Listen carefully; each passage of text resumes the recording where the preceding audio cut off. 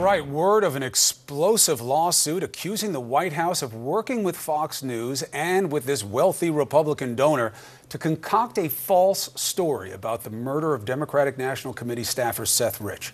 The network published a story alleging that Rich gave WikiLeaks a trove of DNC emails and suggested his death was retribution for his supposed leak. The private investigator enlisted to develop the story now claims it was all designed to discredit U.S. intelligence, which of course determined that Russia had hacked the DNC. The story was later retracted from the Fox News website, but the story was also far from over. Let's get more now from CNN's Randy Kay. When Democratic National Committee staffer Seth Rich was killed, a conspiracy was born. Caught up in it, this man. I do believe I was used as a pawn in this entire thing. His name is Rod Wheeler. He's a former D.C. homicide detective and Fox News contributor. And now he's filed a lawsuit against Fox News.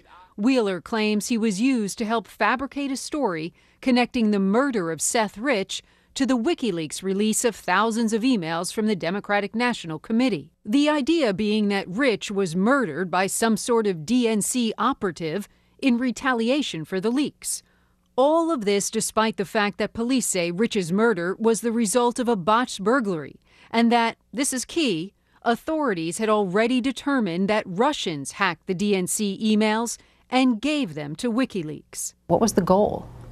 I think their goal, based on the emails and the voicemail messages that I got from Ed Butowski, was to debunk this Russian hacking narrative. Ed Butowski is a GOP supporter and Fox News financial commentator. The alleged goal to distract from the Russia investigation was not only pushed by Butowski, but according to the lawsuit, it was done in coordination with the Trump White House, with Butowski even arranging Wheeler to meet with then Press Secretary Sean Spicer.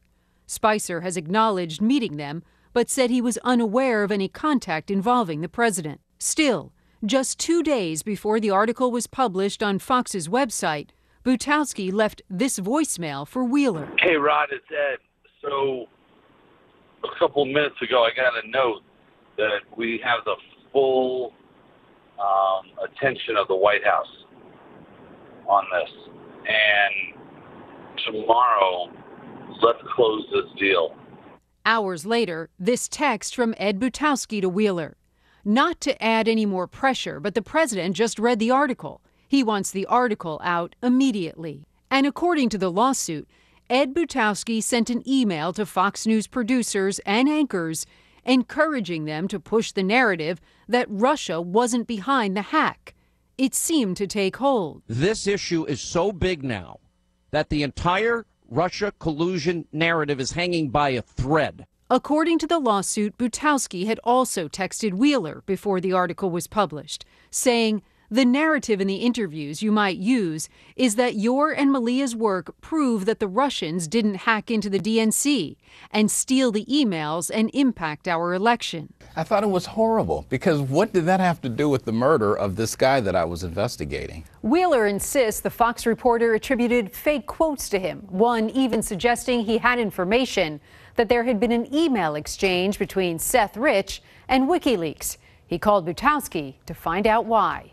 One day, you're going to win an award for having said those things that you didn't say. Okay? Keep the award. Let's just tell the truth here. You're going to be begging to own those words. In that conversation, was he basically acknowledging to you that, yes, it's true, you didn't say these things, but they sound good and we're going to use them? That's exactly what he was saying. I mean, he knew it, and Ed knew it, and so did Malia Zimmerman. They knew I'd never said these things, and I challenged them immediately. Fox retracted the bogus story a week after it was published.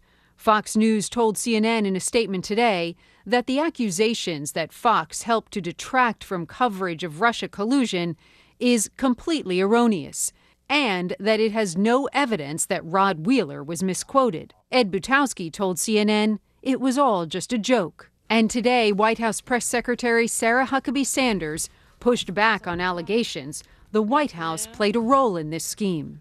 The president had no knowledge of the story, and it's completely untrue that he or the White House involvement in the story. Randy Kay, CNN, New York. All right, our thanks to Randy Kay for that. Joining us now in a live exclusive is Ed Butowski, the man named in that lawsuit. Sir, thank you for joining us. Yeah. Chris, thanks, and thanks for giving me an opportunity. That setup, I wish I was taking notes because I'd love to go through each one of those and just prove what nonsense that is. Well, let me help you. So please, fire away, Chris. Let me help you do that right now. There's a lot of spin out there, so let's try to create a record of fact going in order of what matters most here. The suggestion that the president was aware of this story, he may have seen it in advance, that he had a profound interest in its advancement. What is your response? Not true. You have to understand, Rod Wheeler is dead broke. Rod Wheeler, and I can send these text messages, Chris, and you can send them out to everybody, had been asking me to get him a job or help find a way to get him into the Trump administration, not the administration, but a job there. And I probably have 5 text messages from Rod saying that, okay? And the part that I heard a second ago I think is really important. The voicemail that I left for him about the full attention of the White House, that had to do with Joey Della Camera, the D.C. detective. And the D.C. detective wanted to come out and talk because he has a lot of information. And Rod had why would a D.C. detective equal the White House in your voicemail? Oh, that's what I'm trying to explain to you. But I'm saying, help us understand that part. How does a D.C. detective get coded as White House? What does he have to do with the White House?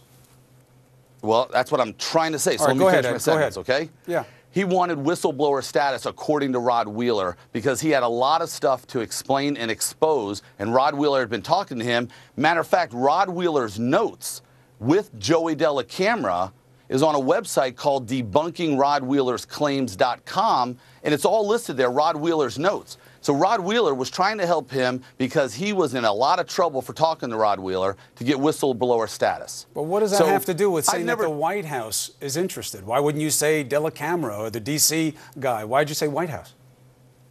Well, what I said was Rod Wheeler had asked me to see what we could do to see if I could help this guy, and I just simply made some calls. I never talked to anybody at the White House. By the way, I've never talked to President Trump in my life. And President Trump nor the White House has anything to do with any of this. All right. And as you go back and dissect this, as you ask me questions, I'm just going to give you the honest answer. But all of this stuff is like little innuendos, and that's why I'm happy to be here to answer these. Well, the problem is please go ahead. The problem is they're your words, Ed. I mean, you know, the text message, not to add any more pressure, but the president just read the article. He wants the article out immediately. It's now all up to you, but don't feel the pressure. And you know what? That was Rod. See, you have to understand, again, when you take things out of context, and you know how that works sometimes. Rod Wheeler had been asking me for a long time and said, Ed, when I get this case settled, the president's going to hire me. And he was always doing this and saying this to me. So this was tongue-in-cheek, talking, just texting. Wasn't serious because Rod Wheeler was always looking for a job because he has no money. And by the way, this lawsuit is all about Rod Wheeler trying to get money because he messed up. And we'll explain that later. But Ed, help me understand this. When you say the White House in the voicemail, you say you meant this D.C. cop. When you say the president just read the article, that was a joke that's funny how? Where's the punchline in that joke? Well, look, Chris, it wasn't a joke that was funny how. Rod Wheeler had been, talking to me all the time about how much he wanted to get a job. He said, get me on the Trump team. Please get me with Sessions. You've written text messages. Nowadays, I'm not going to write any text messages, but it was just 2 guys, me, basically finding a way to just kind of chat with him about stuff he's been talking to me about. And the other one with Della Camera, let me finish, Chris. Please. The one with Della Camera, not a joke at all.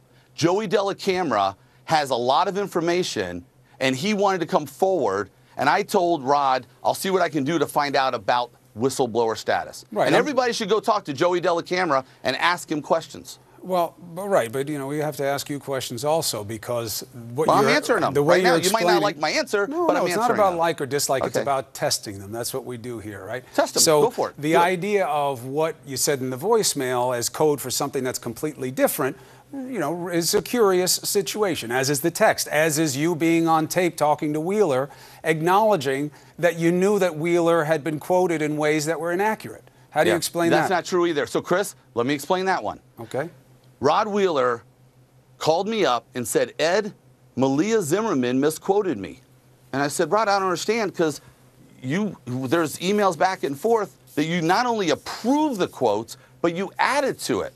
And matter of fact, that website that I mentioned, rodwheelersclaims.com or debunkingrodwheelersclaims.com, you hear his voice saying the exact quotes he said he didn't say.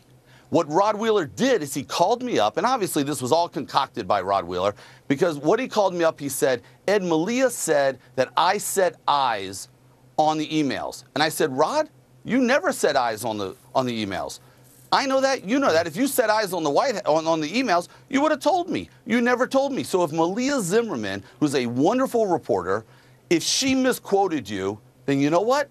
Then that needs to be taken back. I said, Rod, show me where that quote exists. And by the way, Chris, I'll ask anybody, show me where the quote exists where it says Rod Wheeler set eyes on the emails. I've never seen it, and that's what I was responding to. So when you were saying you're going to win an award for those things that you didn't say, what did you mean? We were laughing because basically I said how crazy this world is, because, Rod, you're telling me that you said that that Malia Zimmerman wrote that you said exactly what I just said a second ago, that you set eyes on it. I said, Rod, you know that didn't happen. I didn't happen. We were laughing about what a crazy world this is, because somehow, you're going to win an award for having said something you didn't say. All right, well, the good news is there's this great device in litigation called discovery. And hopefully all of this will come out, because we've only seen the substantiation of his part. We're taking you at your word right now. We'll have to see if there's any backup. Let me ask you if this existed. I'll send you any backup. Chris, by the way, I'll send you anything you should send you want anytime. You should send all of the proof of everything that you're suggesting right now. And I can't believe it's not out already, frankly. I'm going to come up there tomorrow and hand it to you, all right? You're welcome. I'm easy to find. Ed, let me ask you something about this. Did this happen? Did the Sean Spicer meeting happen? Or is Wheeler making that up? Yeah, great question. So I've known Sean. I was a surrogate for the RNC, and not really used that often, by the way. But I was a surrogate. I got to know Sean a little bit, and there's a recording of a man named Cy Hirsch that you need to see and Seymour need to Hirsch. listen to. Excuse me, Seymour Hirsch. I didn't know who the man was, but after I had met the Riches and offered to pay the bill for a private investigator. And by the way, this whole idea that something was coordinated with Rod Wheeler, that's absolute nonsense.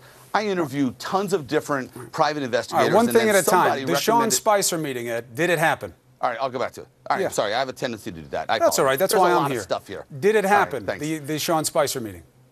I had a meeting with Sean Spicer. I brought Rod Wheeler along. And my meeting with Sean Spicer was about, let me tell you, was about this audio recording that Cy Hirsch, saying that there's a mirror copy of the hard drive of Seth Riches at the CART division at the FBI. Right. You know that Hirsch says that you got his. You know that Hirsch says you got his reporting wrong, right? That he says you took 2 and 2 and made 45 out of it. Yeah. Well, you know what, Cy Hirsch, maybe that's his math. But the reality is, I'm not saying anything. Go listen to it and listen to his own words. Right, but I'm not concluding anything. I'm just saying when the source of anything at all, Chris. I'm just saying when the source of the material says that your conclusion about it was wrong, it should be out there in the public space. Wait. What's my conclusion? Well, I don't have a conclusion. But I know, but you saw it as something that was important enough to take it to Sean Spicer. Did he know why you wanted to meet with him? No. So he just took a meeting? As a matter of fact, yeah, because I said, Sean, I was going to be in town. I had something I wanted to talk to you about. And Rod Wheeler was a tag-along because I thought at the last minute, I said, hey, why don't you join me? Because I go to Washington often. I said, why don't you join me and kind of get to know, Sean and meet and so on. My conversation with Sean about this recording lasted about 1 minute. He said, Ed, I don't know anything about it. I don't want to know anything about it. I can't do anything. And we ended up talking about many other things, believe it or not, including, because he and I both get our shirts at the same place through some company, and we talked about the new cotton material on these shirts. Ed, Chris, that's the truth. Do you think it's coincidental that there seem to be these meetings that Trump officials take that they don't know anything about, but they take the meeting anyway, and then when they get into it, they wind up changing the subject away to something else, like what we heard from Don Jr., that he didn't know what the meeting was about, but he took it anyway because a friend asked him to, and then they started talking about adoption. He didn't understand it. This seems a little similar to that in terms of a scenario. Well, it's not. You know Sean, but you don't know him that well. You ask him for a meeting. He says he'll take it without knowing what it's about. And then you come in and you tell him about this tape, but wind up talking about shirts. Sounds a little convenient, no? Chris, I think you're trying to twist something and make a point that's not there. So let me correct you, okay? Please. I called up. I have no idea about Donald Trump Jr. and this and that in these meetings. I'm going to talk directly about Sean Spicer. Sean and I know each other. We're not good friends, but we're friendly. I told him I was going to be in Washington. I wanted to come by and talk to him about something. And you never told sure. him what? You didn't say what it was about? No. No. Were you surprised that he said he'd take a meeting as busy as he was at the time with somebody he kind of knows, but not that well? No, I wasn't surprised. I was actually happy. So apparently he liked me more than I thought. Okay? And then when you took the meeting and you told him about the tape, before you switched on to what shirt maker you use, what did he say? We really about did. The tape? Believe it or not. I'm not saying you're not telling the truth. I'm just saying that when you told him about the tape. Right. I told him, after he heard it, by the way, and Cy Hirsch can say whatever he wants, I didn't make a conclusion, Chris, like you said. I didn't make any conclusion. Go listen to it, and anybody who listens to it will say, hey, there's something here, and they should go listen to it at debunkingrodwheelersclaims.com. You still believe that, even though Fox Chris, retracted the story? Do you still believe there's something to it? All right, you got to let me finish my point, because that's one of the things I really want to be able to do, okay? So anybody who listens to it will know there's something. I didn't make a conclusion. I sat down with Sean. He and I are friendly. We see each other. I saw him at a debate once or twice. I used to do some commentating on economic matters for the RNC. And you know what? We developed a nice little friendship. The meeting lasted maybe 12, 15 minutes, and then we got the old, oh, by the way, Sean, someone's here to see you, which you know just means, Ed, get out of here. And how did you leave it with him? I just left. I thought it was kind of cool. I'd never been inside the White House. Did he say, let me know what happens? I'll follow up with you about this? No, he had no interest at all. Were you disappointed? No. I thought it was cool being in the White House. But, Ed, you went there to tell him something you thought was very important. You wanted him to know about this tape when he didn't show any interest in it. You just thought it was cool to be there? He said, Ed, you know what? I'm new here. I don't know, but I can't do anything. Nobody here can do anything. You got to, whatever. And we just let it go. He didn't tell you to keep him aware of anything or anything like that? No, he had no interest. He didn't even know I was going to talk about anything. Then we ended up talking about other things, about being in here, how cool it was. We started talking, the TV was on, there was some game on. We talked about that. Rod Wheeler did not talk about asking for a job. I told Rod, come along and meet him. Maybe somehow you can schmooze and get to develop a relationship with him. At another point, Rod Wheeler sent me a text message saying, can you get me back in to see Sean? I want to give him some information. And I have a text message that I'll send to you or I'll bring to you. All right, good. Fox News retracted the story, as we now know. Right. Do you still believe there is something to the suggestion? I don't believe there's anything in that story that isn't accurate. You believe it's all accurate? The reason Fox News retract, let me finish. I believe Rod Wheeler's saying that he was misquoted is the reason they pulled it. Rod Wheeler wasn't misquoted. What Rod Wheeler did the night before, he had a crush or has a crush on a lady named Maria Morocco with Fox 5 Washington, and he leaked the story to her the night before. She wrote a lot of stuff, and I have a text message showing Rod saying, I need to sue Fox 5 because they misquoted me. So now Fox 5 misquoted Rod Wheeler. And then you got to bring in this lawyer named Wigdor who sues Fox for everything. He's been on your channel many times. And the combination of Rod Wheeler being broke, Rod Wheeler lying, and Wigdor putting a case together against Fox, now you have a lawsuit that you're quoting that's just full of nonsense. Ed, why are you getting critical questioning here? Because it matters. Why does it matter? Because there's a lawsuit? In part, because Fox News has come under the microscope for its journalism? In part, but there's a bigger reason, I think. It has nothing to do with politics, it has nothing to do with the media. You went to the Rich family. They were in grieving. They were hurting. They had the worst kind of scenario. They lost a loved one and they didn't know what happened. And you went to them with this story about what happened to their son. No. Let me tell you something, Chris. I heard that said before, and I want to be very clear. Right. That did not happen. Well, how'd you get to them? Let me tell you what happened. But do you want to know what happened, or you want to tell me what happened? I really want to know what happened. I want to know why you would go to this family with this type of stuff. I'm going to tell you exactly what happened. I heard something. Someone told me something about Seth Rich. I don't know the Rich family. I heard Who told the story you something? That happened. I'm not going to tell you. Why? That's not something I'm going to share with you. Why? Because I'm not bringing I thought you said you'd tell me everything. I thought you wanted to be all open. You were going to come up here and hand it to me. How about this? I'm going to tell you everything except that. How's Why? that? It matters because it was so important, whoever told you this, that you would go to a grieving family and talk to them about the thing that would hurt them the most. Right. So I think we should know who told you, because they must have been damn credible. Right. Chris, before I came on air, I had a discussion with your producer to let me talk. So let me talk. You've been talking plenty, Ed. I'm just saying I got to check you where I can. Well, you're interrupting me, and you continue to craft up. Excuse me, Chris. You continue to try to point something out that you think is important and not let me talk. I went to the Rich family after finding them. I got introduced to them. I spoke to them December 17th at 3:17 p.m. for 30 minutes. I started off saying, thank you, I'm sorry what happened, and so on. I heard something I wanted to share with you. And when I told them, I'll tell you exactly what it was. I heard something about WikiLeaks. They said to me, you know what? We don't believe you. I said, fine. We started talking about many other things. Started talking about children and life and so on. They said, if you ever find out anything, will you please let us know?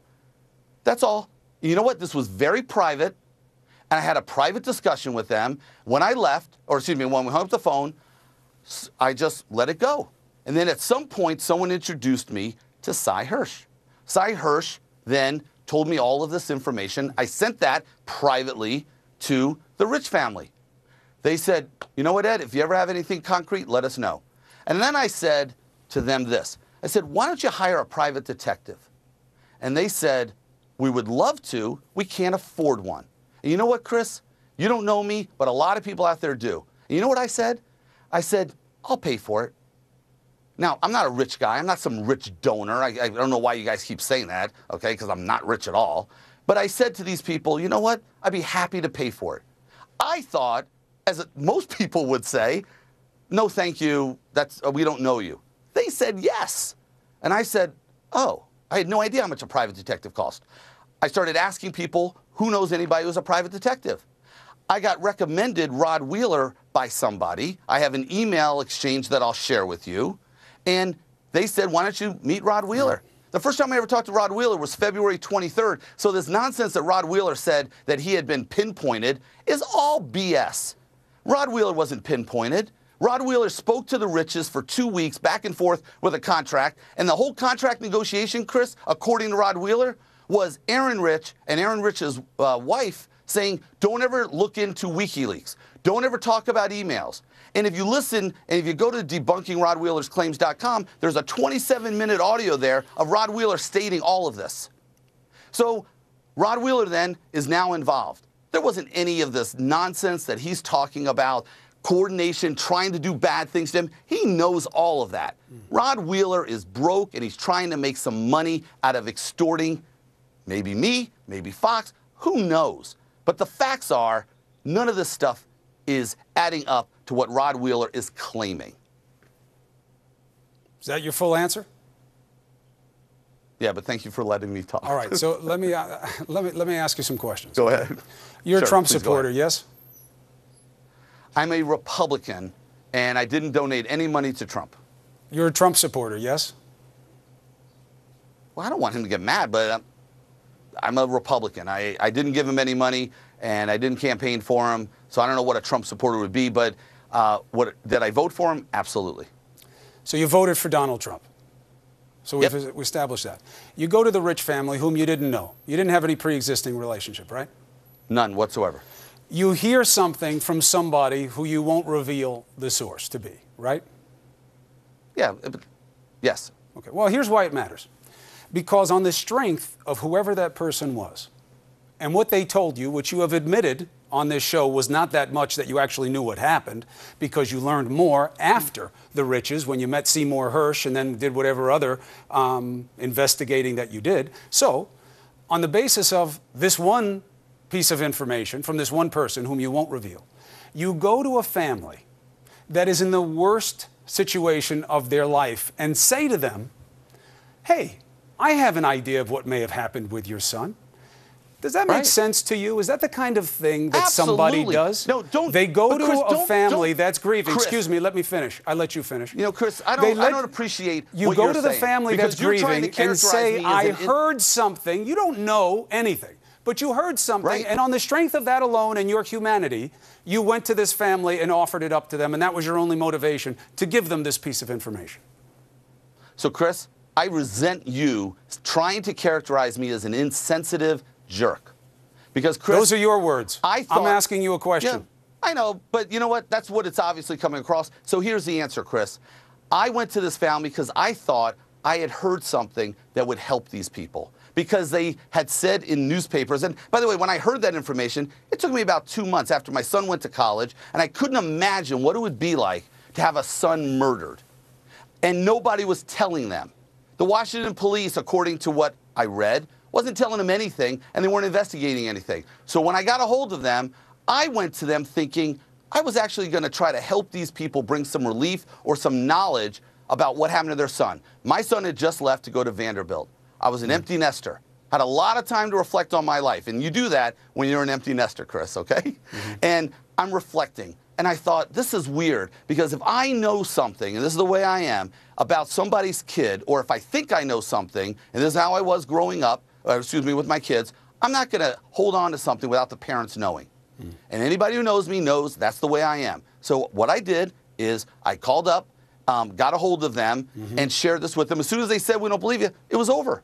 Well, I just thought I needed to say something. Except that it wasn't. You went and found Wheeler, you went and talked to Hirsch, and then they wound up still you're dealing wrong. with the family. You're wrong there. Well, that's what you just said. It was over at that time, All right, Chris. I understand. I Again, understand the distinction. You're trying to it wasn't make me over, look. but that was over.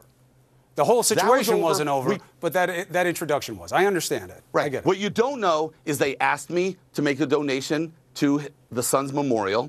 They asked me to come up for a concert in his name. They asked me to find out who this Jack Berkman guy was. Right. The Riches asked me. I have a text message or an email. They also said that this guy, Brad Bauman, just showed up one day and said he was assigned to them from the DNC. And they asked me why. Okay. Now, let's remember something. I'm a Republican.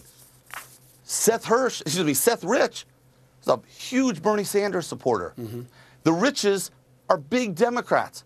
I don't care what somebody's political party is. I care about human beings, and I heard something, and I felt inside that I needed to share this with a family. I didn't go there to upset this family. I went there to help them. They were already upset because the D.C. police wasn't telling them anything. Well, they were upset because their son was killed, Chris. Absolutely understandable. And I heard something, so I thought I'd share it with them. That much we know to be true. Right. And we know something Chris, else also. The Rich family put out a statement saying they hope that this lawsuit will end the connection of their son and their family to an ugly set of conspiracies. I'm out of time for this, but Ed, I hope you feel you got the full opportunity. I got so much more to say, Chris. I want to tell you more. This was a good start, and I'm looking forward to you giving me all the backing for everything that you said. Right. The support and material, have me back. Greatly appreciated. Let's look at the information. I want to come back. Ed, thank you very much. Ed Batowski. Take care, all right, Chris. When we do Bye-bye. come back,